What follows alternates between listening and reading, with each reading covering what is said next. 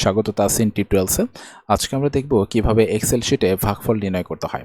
তো আমরা এখানে দেখতে পাচ্ছি এ এবং বি দুইটা কলাম এবং সি কলামে রয়েছে এ ভাগ বি, রাইট? আচ্ছা, এইখানে এই কলামে আমাদের এই দুইটা কলামের ভাগফলটা এখানে প্রকাশ হবে। তো আমরা যেটা করব, প্রথমে আমরা আইডেন্টিফাই করে নিচ্ছি যে কোথায় আমরা এই ভাগফলটা নির্ণয় করব। তো আমরা এখানে নির্ণয় করছি, রাইট? তাহলে এখানে আমার সেলটাকে রাখছি, আমি সমান চিহ্ন দিলাম। এরপর যে দুইটা ভাগ করবে তাদেরকে সিলেক্ট করতে হবে বা তাদেরকে আমি আইডেন্টিফাই করব।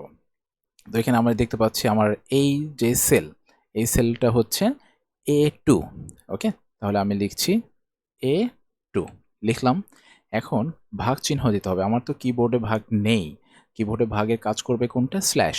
যেটা স্ল্যাশটা আছে সেই স্ল্যাশটা ভাগের কাজ করে। তাহলে আমি এখানে স্ল্যাশটা দিয়ে দিলাম। স্ল্যাশ দেওয়ার পর এখানে যে সংখ্যাটাকে ভাগ করা হবে সেটা লিখবো। তাহলে এখানে সেলটা হচ্ছে B2, রাইট? এই যে B2। এখন তাহলে এখানে আমি লিখছি B2। ওকে, এখন আমি এন্টার এন্টার এন্টার চাপ দিলাম। তো কত আসলো? আসলো 15কে 5 দ্বারা ভাগ করলে ভাগফল কত আসে? 3 আসে। তো এখন আমাদের প্রত্যেকটাকে এভাবে আলাদা আলাদাভাবে করতে হবে না। গুণফল আমরা যেরকম করেছিলাম, যোগফল যেরকম করেছিলাম ঠিক তেমনিভাবে। তো এখানে আমি এটাকে রেখে পরবর্তীতে আমি ড্র্যাগ করে দেবো। আর এই ড্র্যাগটা কিন্তু অবশ্যই করতে হবে যখন মাউস পয়েন্টার রাখার পর যখন এখানে প্লাস চিহ্ন আসবে তখন আমি ড্র্যাগ করব। তো এই যে প্লাস চিহ্ন এসছে, এখন আমি ধরে আস্তে করে মাউসের লেফট বাটন ধরে আমি ড্র্যাগ করে দিচ্ছি। এই যে 3টা 4টা ড্র্যাগ করে দিলাম। এই যে প্রত্যেকটার ভাগফল কিন্তু এখানে বের হয়ে গেল।